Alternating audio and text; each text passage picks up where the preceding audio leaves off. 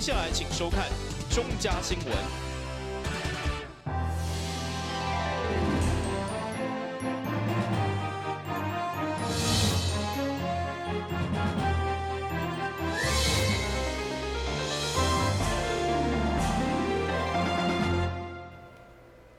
你好，是观众，欢迎收看这月26号的中嘉台南地方新闻。台南市第3届直辖市长、议员甲里长的3排选举，选会直到25号半暝才全部确定，总投票率大约64%。市长部分由民进党黄伟哲以367518票当选新任的台南市长，下面做为回顾当天画面。民进党台南市长候选人黄伟哲顺利当选第3届的新任市长。虽然胜选，不过受到全国各县市绿营的执政流失，加上家己的得票数阁不如预期，整个竞选总部气氛沉重。突然位伫印花路总部边仔的开票现场，到场支持的民众嘛无几个，一直到暗时8点左右，黄伟哲才来到竞选总部。虽然胜选，不过看起来面色冷淡。黄伟哲表示，虽然赢，但是赢了无够好。对于选举的结果，我们要感谢很多人，感谢我们辛苦的团队，感谢我家人的包容，感谢我们所有台南市民能够坚持改革，能够继续给我们机会来为市民服务。这次民进党的各地的选情，事实上显示的结果，表示我们还有很多地方要努力，所以我们将会用更谦卑的态度来持续改革。自己都在常常思考问题，本来准备了洋洋洒洒说我们要做什么政策，做什么政策，希望在这个胜选的时候或者得票率领先的时候能够提出来。现在我想想，觉得这部分其实氛围不对，我们只能用更谨慎、更谦卑的方式来对待。那我们也交代我们团队本来要燃放鞭炮的，他们本来有些支持者很热心，主动要来送鞭炮来燃放，我们也都把它给希望说 hold 住了，不要再做这样，因为这时候的氛围的确不适合再做一些这种好像大肆庆祝。所以我觉得其实对我们自己来讲，我们愿意用这样比较谦卑的态度，而不是意气风发、大肆庆祝的这样方式。将来面对的不管是施政的路还很长，或者是面对整体的国政整体的外在的大环境，事实上也很艰困、很严峻。所以我觉得其实用一个比较艰困的态度，比较一个这个谦卑的态度是应该的。另外一位国民党市长候选人高书波，最后以312874票胜任败选，并且表示是家己的努力无够，深深向所有支持者甲厝内的人一击强，认为辜负了各界的期望，忍不住离流目屎。师伯这一次努力不够，让我们台南市虽然有众多的支持者，有众多的市民乡亲希望能够得到改变，让台南市跟上这一次整个改变的大潮但是没有能够突破民进党在台南市25年以来的统治那这是我个人这个努力不够，我要跟所有的支持者，还有我们台南市渴望改变的所有这些乡亲我要跟大家以鞠躬抱歉。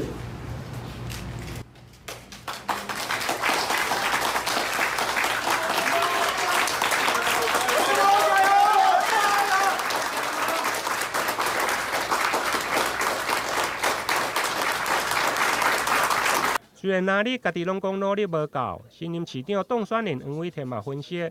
其实拿赢也是保有原来27到40万的得票数，只不过立赢对2010年到2014年，由原本的60万基本盘增加到73万，一直到今年不但其中的中间选民流失，就连基本盘嘛淡薄流失。黄伟哲表示，除了反力的时事，家己嘛爱检讨以外，整个选务甲政务嘛有检讨的空间。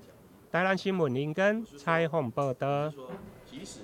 公投即摆选举，因为有10个安尼公投，所以侪个投开票所一早就出现排队人潮，所以代理市长当时嘛是选会主委李梦燕24号上午伫选会人员陪同，嘛到各区来巡视，同时做出增加宽票处的应变，整个投票过程顺利平和。全国高学议选举加公民投票24号举行。台南市37区总共设置了1322个投开票所。台南市选委会主任委员李梦燕24号上午嘛，伫个选举人员的陪同，巡视几个投开票所。代理市长李梦燕原本预定9点要伫个安平国小第992个投票所投票，但因为看到排队的人潮，嘛只好先巡视。因为东港的天气真好，加上即届公投议题较济。呼吁民众爱给一点耐心。天气很好，那我们这次的大选，我看市民朋友都非常的踊跃。那今天一早特别来看整个这几个投开票所的一个状况哈。那看起来现在因为公投票有10张，那领票圈票都比较耗时，所以目前都会有排队的现象哈。那这边也请这个选务工作每个区的这个负责的主任能够机动性的去做一些因应跟调整，那尽量让投票能够更顺畅。对这届选举加上公投北大选，虽然登票的时间拖较长，不过市选委会嘛看状况来增加600个宽票处。但也是有袂少的选民因为人力的诊病，分袂清楚是对一个投票所。亲像北区的华兴甲振兴里联合活动中心，现场4个投票所，而且佫分1、2楼，袂少的民众根本就分袂清楚。最后市选委会统计，全市总共8件违规，其中7件是拆破选票，有1件是选民将选票来带出投票所。台南新闻林根采访报道。伫太阳花学生运动过后所产生的政党时代力量，伫顶一摆立委选举踢下5色以后，就积极伫各县市来布局。这摆大选伫全台湾就推出40名的议员候选人，其中伫咱台南所推出的林义营，挑战的是永康区，就成功抢下1席进军议会。25号伊上街下票，表示一定袂辜负选民的期待。这届的高下议选举虽然过程风波不断，但是最后嘛顺利来结束。这届除了国民党、民进党2大党以外，时代力量嘛得到袂歹的成绩，最后嘛伫各县市摕下16席的议员。这届伫台南市永康区，时代力量嘛推出唯一一位的候选人林义营。这届伊嘛以黑马的姿态打败这位候选人当选市议员。林义营表示，这届的当选嘛显示了少年人为家己发声的结果，未来嘛会持续努力，落实伊提出的政见。嘛感谢所有的支持者，非常感谢永康区的各位乡亲，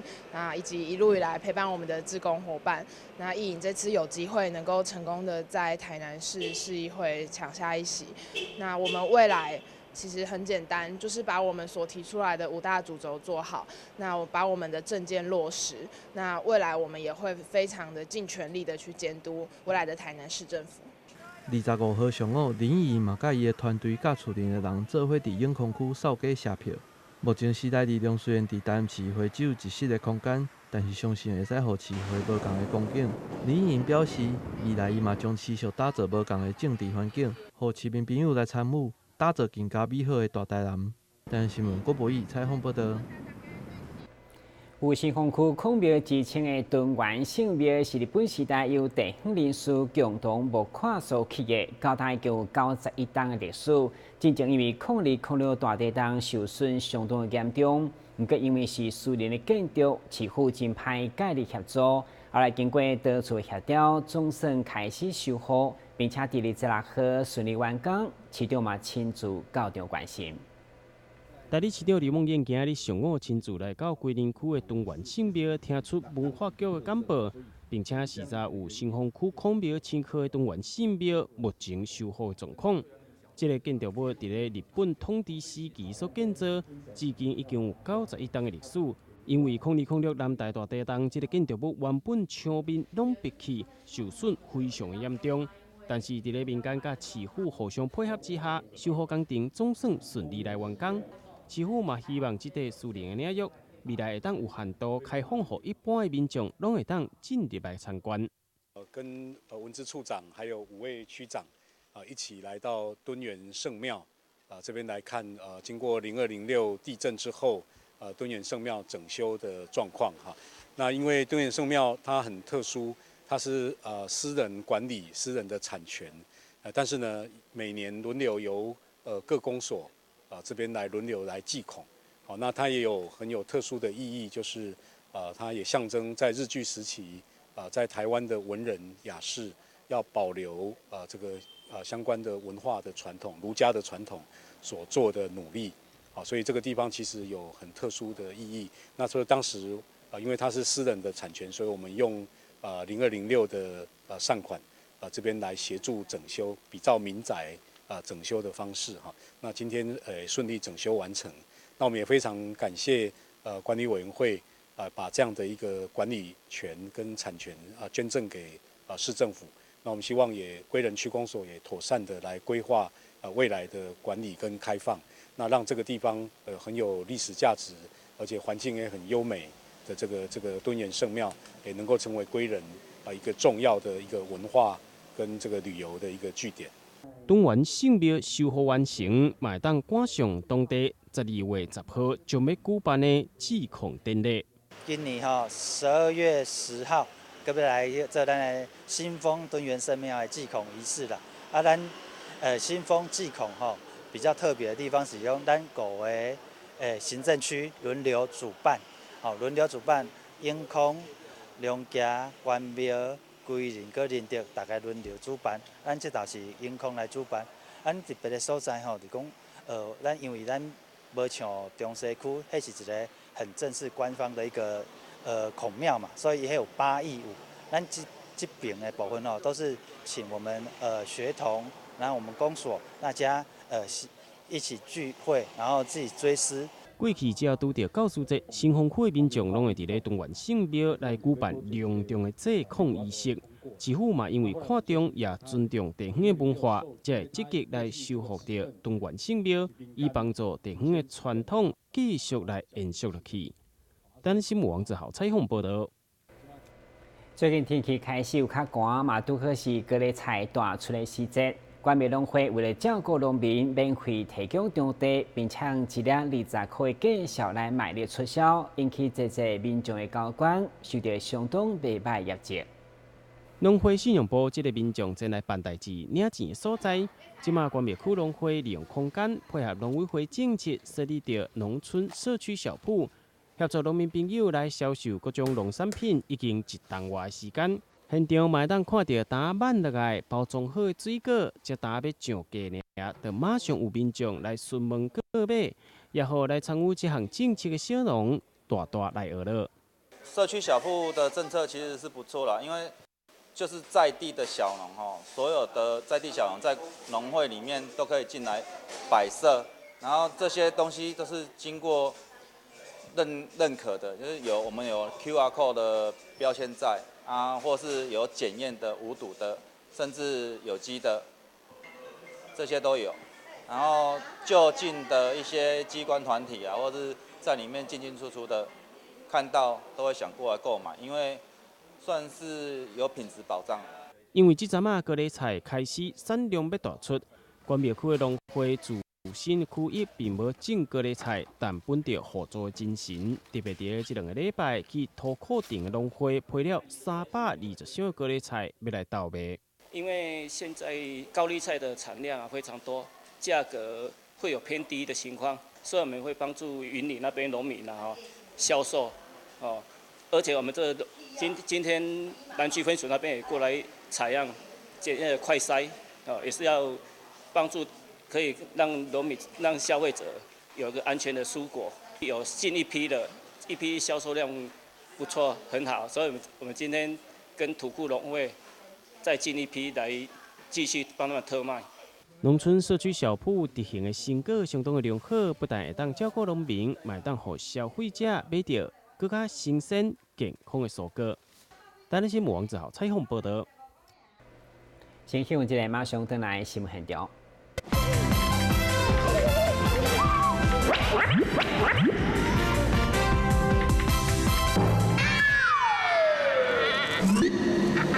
在么开呀？下车要转头注意后方来车，再慢慢开车门。这是两段开车门啦，两段式开车门，两段式开车门，两段式开车门，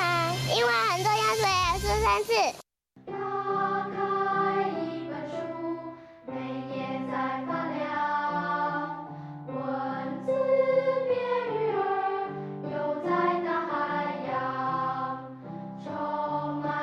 欢迎你和我一起来收看《非读不可》，台南爱读册。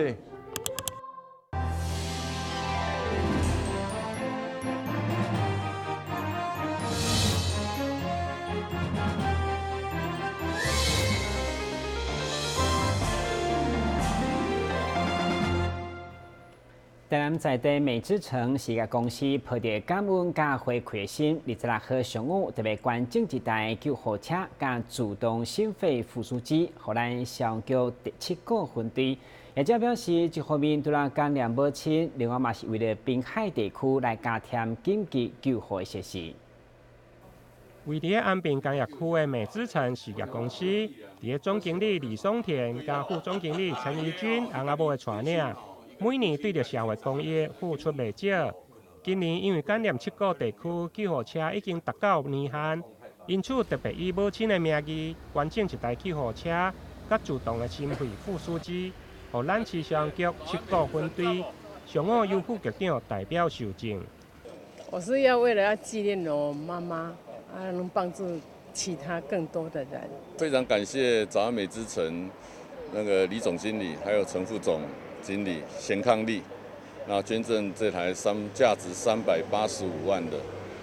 那个救护车，当然还包括那个 Lucas 自动心肺复苏器啊，这是很难得哈。那对我们同仁在执行救护的勤务上啊，可以有很大的一个帮助，尤其对沿海地区哈的救护啊，能够有更新的、更好的设备啊，也希望借此能够对我们市民提升更好的服务，在人命的救助上。 医疗的救护上、紧急救护上，能够做到更好的一个服务。上午所受赠的救护车，包括救护器材加自动的心肺复苏机，总价值将近360万。未来将直接放伫个消防局第3大队7个分队，提供滨海地区的救护设备提升。台南新闻林根采访报道。 中伫每年1月上映的国片《最是城隍局律师》是这片市庆组开3000万所导的第一出剧情长片。这班演员除了咱本地，也有日本人加法国人，透过因优秀演技，传达80年代2位少女用配来联络的浪漫故事。卖片中有到台南取景，所以团队特别到台南开记者会，希望明年有更较侪朋友拢来当来看戏。 在日本还习惯吗？真的很难想象在日本怎么活。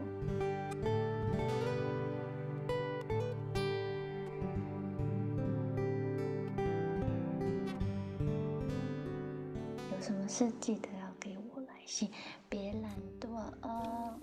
这部国片《最是城隍局律师》是描写80年代2位25岁个性完全无同的少女。 伫家庭、爱情甲友情当中，利用批纸来联络感情的故事。除了演员有来自日本、法国以外，咱团队嘛特别到台东、日本、台南取景。26号上午嘛公布了2支预告片，同时嘛举办记者会。导演徐庆珠甲其中一位女主角李易杰，嘛拢到台南向民众宣传这部充满特色的电影。我设定是25岁的2个女孩，其实她们在重新开始找寻她的人生跟生活的价值，然后最是城隍局律师，我觉得他有一种非常这个对未来非常有这个颜色啊，跟非常有这个开心愉快跟勇气的一个感觉。对，西敏他比较不一样的是。 他虽然是一个在那个年代学历非常丰富，大学毕业，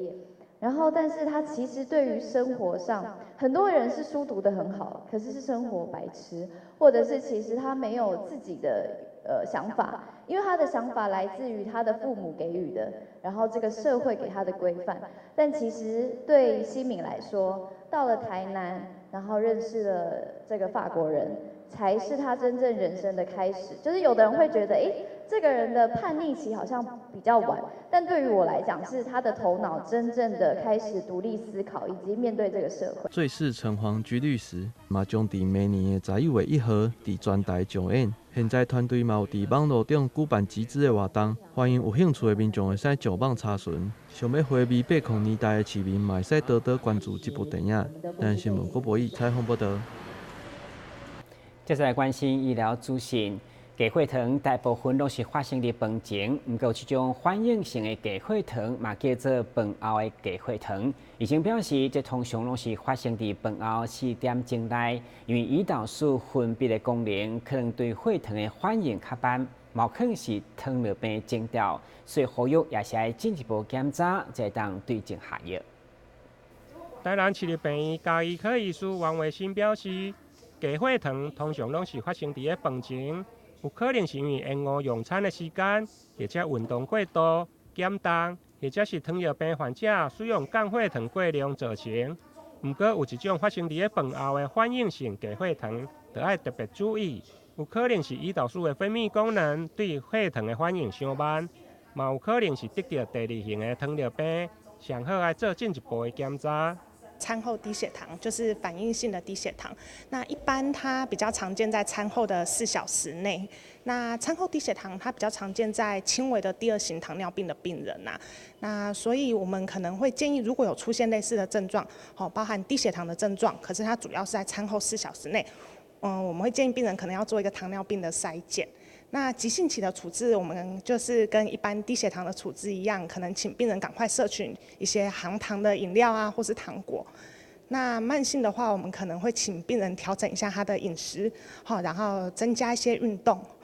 然后来改善这个餐后低血糖的状况。医师建议，餐后低血糖的患者，上好爱减量多餐，并且加食我高纤甲低升糖指数的食物，亲像糙米、燕麦等。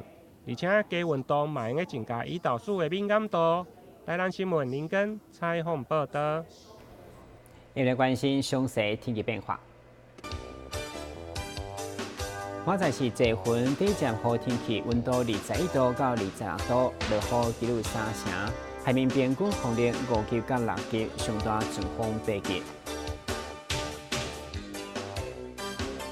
感谢收看11月26号的中嘉台南电新闻，我是顾文杰，咱再会。